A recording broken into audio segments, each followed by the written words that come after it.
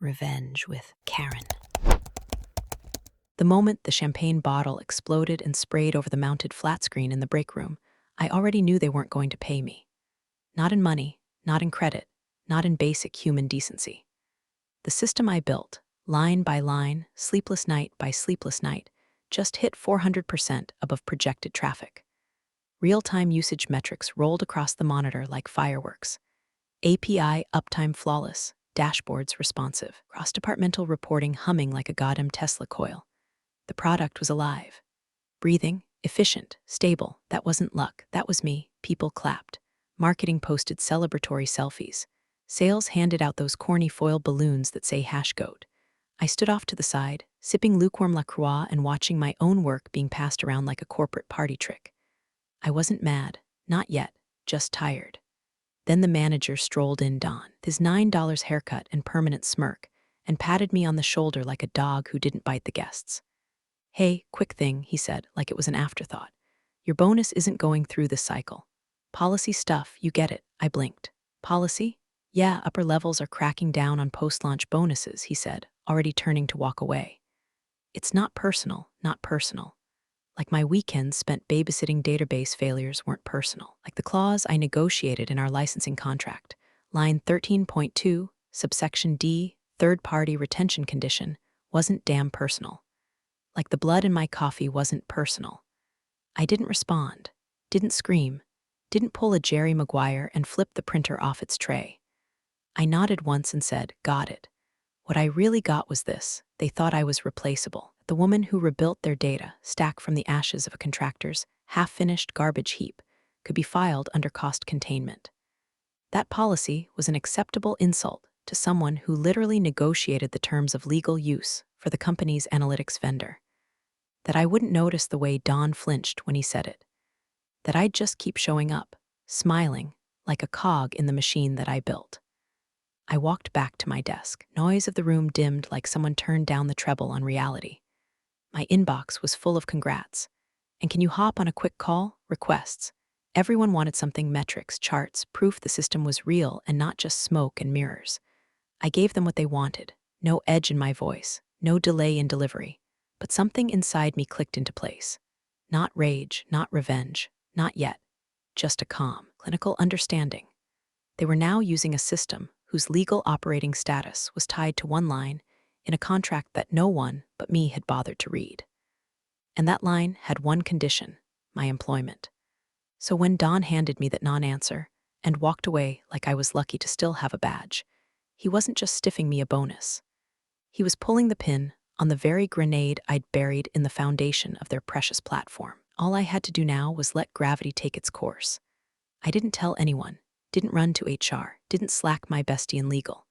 I just opened my encrypted folder, found the PDF, highlighted the clause, and stared at it for a long moment.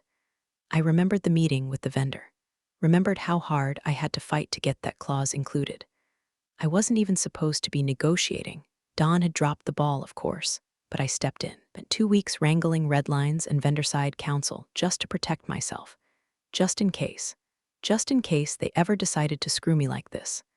I went back to my inbox, sent out 3 high-priority reports, answered a couple of technical questions from product, and scheduled a sync for Monday. I smiled, waved to the intern, laughed at a joke I didn't hear. Then I opened a fresh email, addressed it to legal, typed 4 words in the subject line: FYI potential issue. Monday morning smelled like stale donuts and denial. The confetti had barely been vacuumed out of the hallway rugs when the email blasts began. Subject lines like incredible teamwork and historic win for the org, pinging inboxes like tiny corporate fireworks. And in each one, the same oily fingerprints. Senior leadership patting themselves on the back for my work. Official postmortem dropped around 10:06 a.m. A neat PDF dressed in charts I designed, colored and branding I customized, stitched together with metrics pulled directly from my system's spine. There was a 2-page summary of the architecture, written in third person like it was discovered in a field instead of engineered over 2 years of unpaid weekends. And nowhere did it say my name. The authors, product lead, VP of Ops, and Don. Fucking Don. The man who once asked me if Python was the snake one had signed off on a technical overview that included phrases I wrote verbatim in Slack 6 weeks ago. My name was gone. My contributions reduced to vague references about cross-functional input. I wasn't a person. I was a bullet point. I didn't say a word. No passive-aggressive emoji reactions. No just looping myself in here replies. Opened a new local folder and labeled it simply Insurance. In it, I started dragging copies, Slack threads, design drafts, version histories, architecture diagrams with timestamps. Not in anger, in preparation. A war doesn't start with a cannon blast. It starts with someone quietly sharpening a knife. By noon, the murmurs started. One of the dev ops guys asked if anyone had cleared the final vendor clauses with legal before the system went live. Some weird stuff in Appendix D, he said casually, sipping from a world's okayest engineer mug. I kept my eyes on my screen, cleaning up post-launch cash reports. A project manager replied, "Legal probably skimmed it, right?" "I mean, nothing's come up," I smiled. Faintly. The kind of smile you give a magician right before he realizes the rabbit's chewing through his sleeve.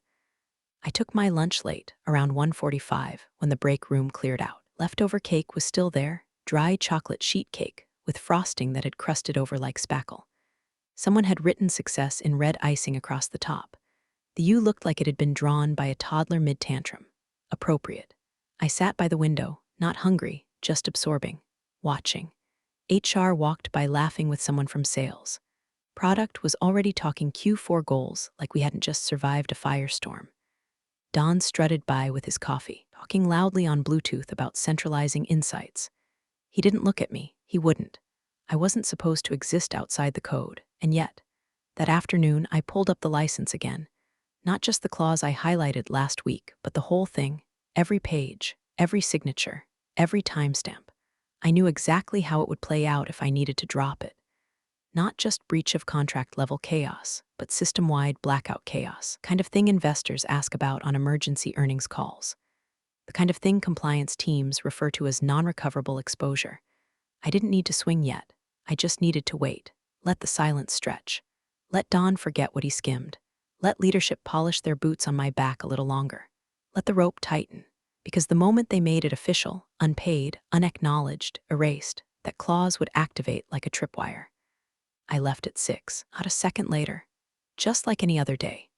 But I walked out holding a hard drive in my bag, encrypted, time-stamped, complete with a backup of the infrastructure dependency tree. Because when the system fails, they'll need a miracle. And I've already decided I won't be in the building when they beg for one. The license lived in a folder no one else remembered, not even the procurement team. Labeled it with one of those boring file names that practically screamed "ignore me" to anyone without a working understanding of versioning law. ANC's 34 license final executed V7. PDF. It had been sitting there since the day I signed it, tucked into a digital drawer like a loaded gun no one thought I'd ever use. But I remembered. God, I remembered every line. It was a Wednesday.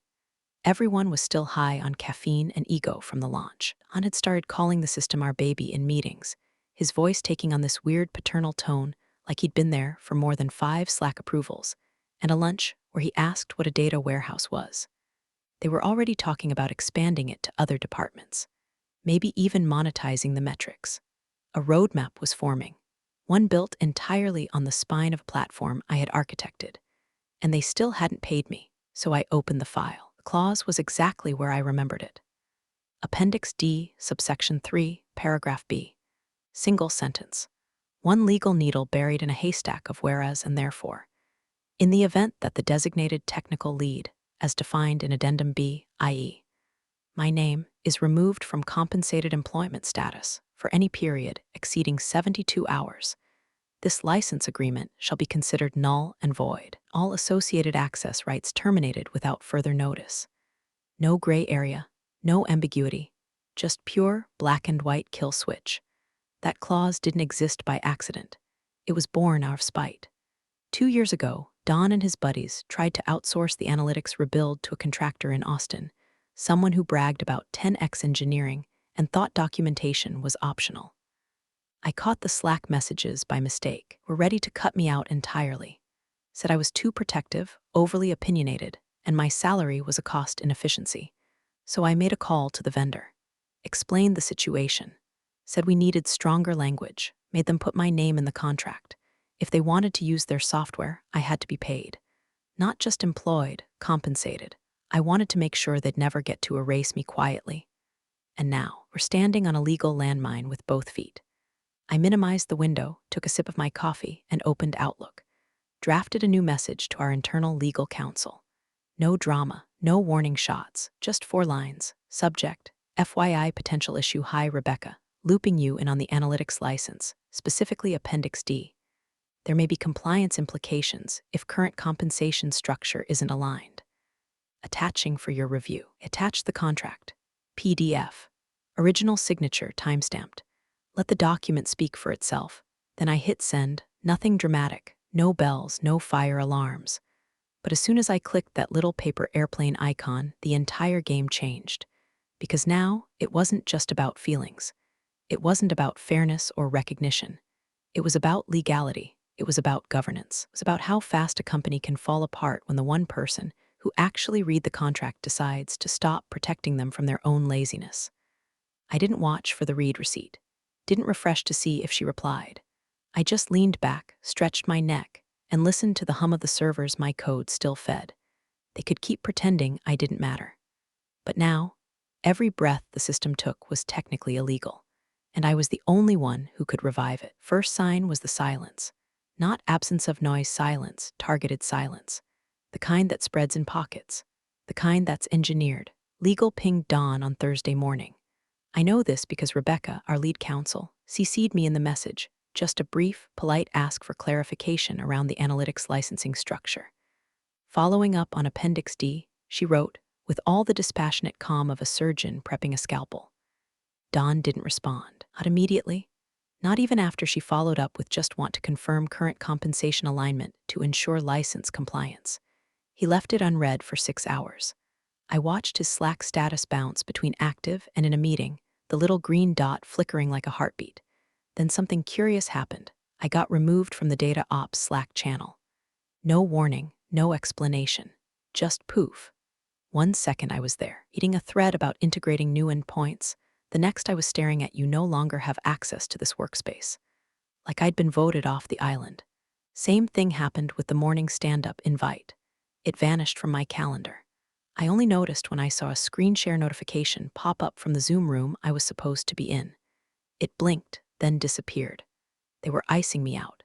Don probably thought he was being strategic, contain the fallout, limit my exposure, start restructuring without the headache of confrontation. Maybe he thought if he starved me of access, I'd give up, walk away, quietly fade into the HR archives like so many others. Instead, I opened a new spreadsheet and titled it, Critical Dependencies Analytics v3.6. I started listing everything, daily sales dashboards, powered by my pipeline. Customer churn reports for the board, my Python scripts, real-time ops monitoring, runs through my Kafka streams, forecasting tools for the CFO's quarterly call, pulled from the models I deployed, data warehouse transformations, scheduled with the cron jobs I handcrafted during a blizzard last February while Dawn was WFH with spotty Wi-Fi. By lunchtime, I had 43 systems linked to my codebase. By end of day, 68. By midnight, 92. Each one got its own line. Each one had a short description, timestamp, owner, and failure condition. I added a final column, breakpoint without license. Spoiler, most of them would collapse within 72 hours of a vendor audit. Don's gamble wasn't just arrogant, it was suicidal. And still, no reply from him. No response to legal, no course correction. Just silence and soft isolation. They were betting I'd go quietly, that I didn't have receipts, that I wasn't vindictive enough, or powerful enough, or legally insulated enough to pull the trigger. What they didn't realize is I built the damn trigger. I installed the wiring. I wrote the clause. I didn't need to yell, didn't need to storm into a conference room with a folder and a grudge. All I had to do was wait. I spent Friday morning exporting backup logs, storing dependency maps, and encrypting everything under a secure key stored on an offline drive. I didn't want revenge. I wanted evidence. If they came groveling, I wanted the power to say no. If they came attacking, I wanted to gut them in 3 clicks. The fire hadn't reached them yet, but the smoke was coming through the vents. The meeting wasn't on anyone's calendar. No subject line, no prep doc, no Slack pings. Just a string of quiet shoulder taps from legal. Rebecca pulling a handful of names into conference room C like she was assembling a jury before a sentencing. Inside, Dawn, red-faced and bored. Someone from HR chewing gum like she was at a high school pep rally. A finance analyst fresh out of grad school who looked like he'd rather be anywhere else. Rebecca sat at the end, laptop open, fingers steepled like she was praying or about to sentence someone to hell. I wasn't invited, of course not, but I didn't need to be, because I already knew what file was open on her screen. The clause, Appendix D, the noose. Rebecca had been digging, kind of digging only lawyers with good instincts and bad sleep schedules do. She'd read the contract, actually read it. Understood what Dawn hadn't, that the license wasn't just a formality. It was a living contract, a heartbeat agreement. And the heart, that was me.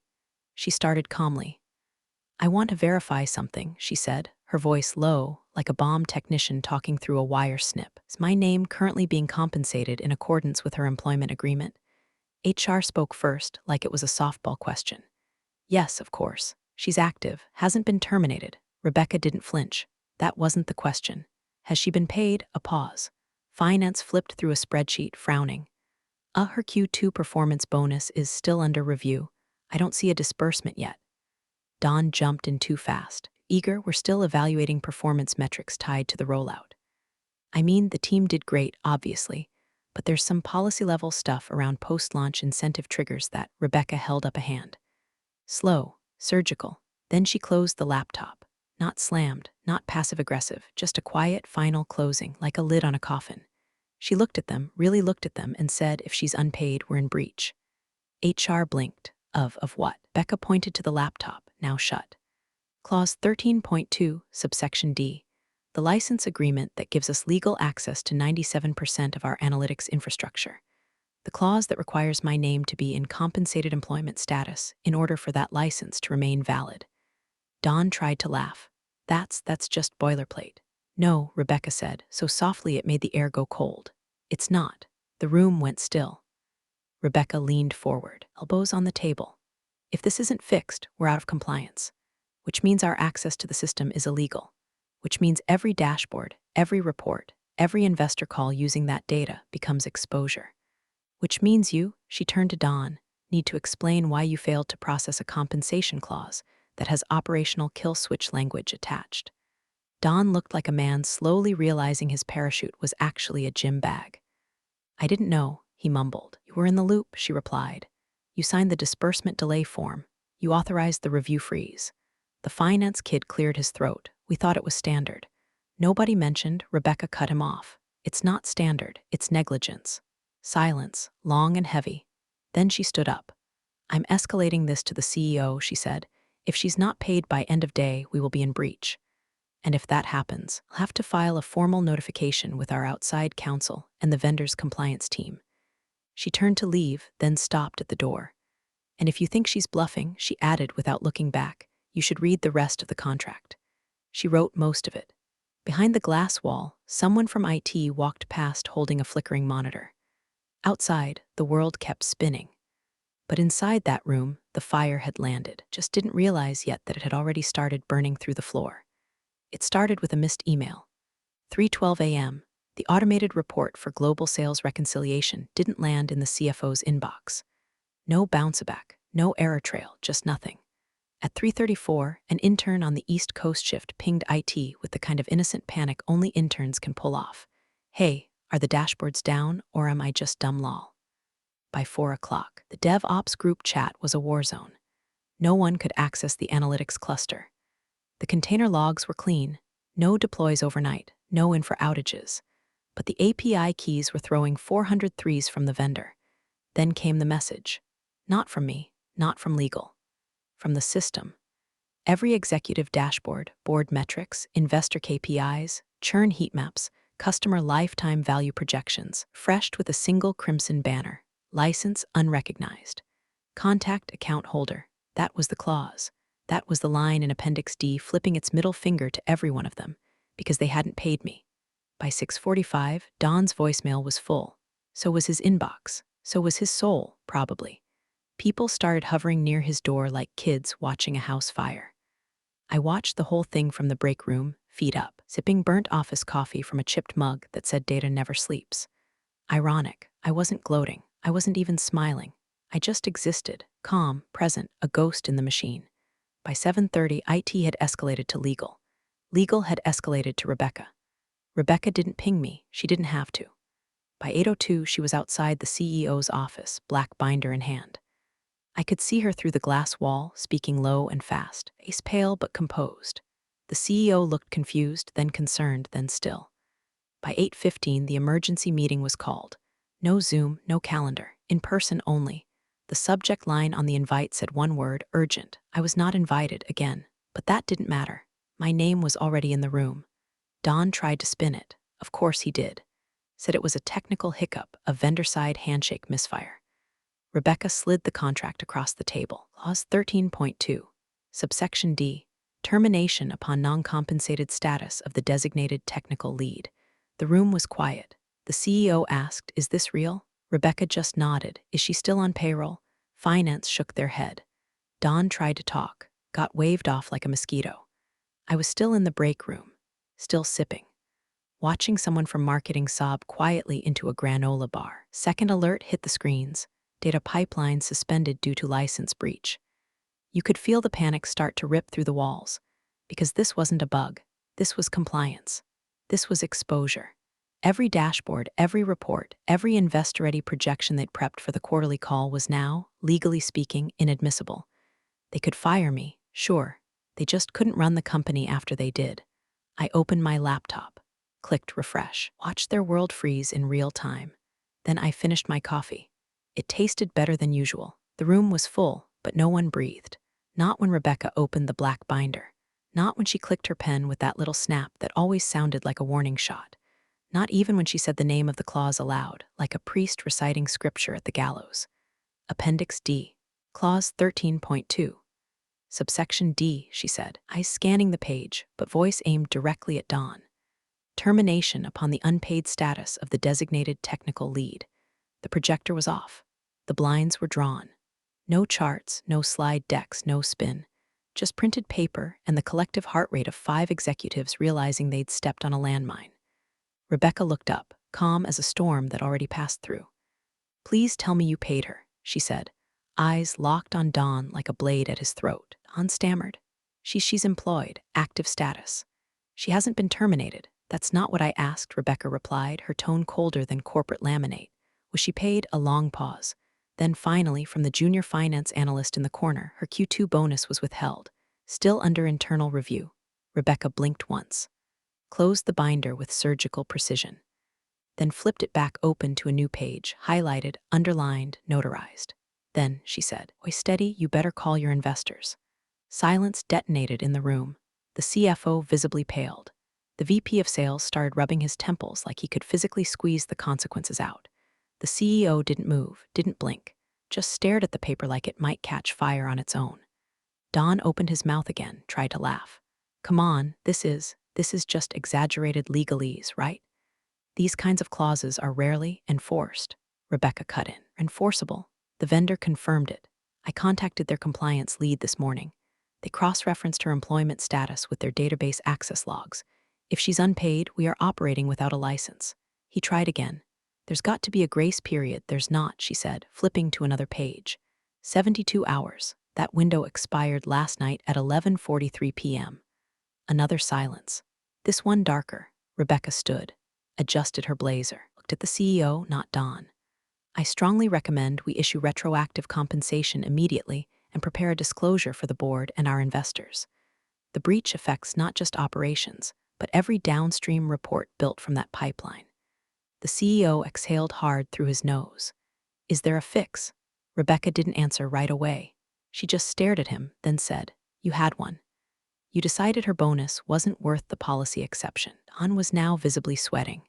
His hand trembled slightly as he reached for his water bottle. I didn't know," he muttered. "No one told me the clause was real." "You signed the contract," Rebecca replied, already turning toward the door. And she flagged it, in writing, twice. That's when they realized this wasn't a mistake. It wasn't some fluke of paperwork or miscommunication. This was a professional system, designed by someone they thought was disposable, held together by a clause none of them had read because it wasn't in a bullet point presentation. Rebecca paused at the door. I'll draft the disclosure. Let me know if you want me to include your names." Then she walked out, just like that. No gavel, no smoke, just reality settling like dust. Inside the room, no one moved. Outside, the platform remained dead. Dashboards blank, numbers gone, truth undeniable, and me? I was down the hall, leaning against the vending machine, watching the power drain from the people who thought I didn't matter. No gloating, no smirk, just silence. Let them feel it. By noon, the building had the quiet hum of a funeral home. Phones still rang, but nobody answered. The Slack channels were graveyards of confused questions and radio silence. The CEO's assistant power walked past my desk 3 times in 15 minutes, carrying a laptop and what looked like a half-eaten banana, uttering, oh God," like it was a prayer. The implosion had begun. Investor dashboards, inaccessible. Customer churn analytics, gone. Forecasting reports, pulling data so stale it still referenced a discontinued product line. People were rebooting routers like it would resurrect the system. Marketing blamed IT. IT blamed the vendor. The vendor sent back a single, brutal line in an email. Your license is invalid due to breach. Please contact your designated account lead for reinstatement. The account lead was me. I wasn't watching the chaos with popcorn. I was working on something else. Cleaning up some side scripts for a freelance contract I had lined up. They'd be paying me in crypto and respect. Already a better deal than what this place offered. Around 12:40 p.m., a junior staffer from HR, a kid named Tyler with fear in his eyes and deodorant stains down both armpits, walked over holding a printed form like it was a hostage note. Hey, Don was wondering if maybe you could help us draft some, like transition documentation, he asked, voice cracking mid-sentence. I looked up, blinked once. You mean documentation for a system I can't legally access anymore, I asked. Tyler turned red. Well, yeah, but just like so the team can keep things moving.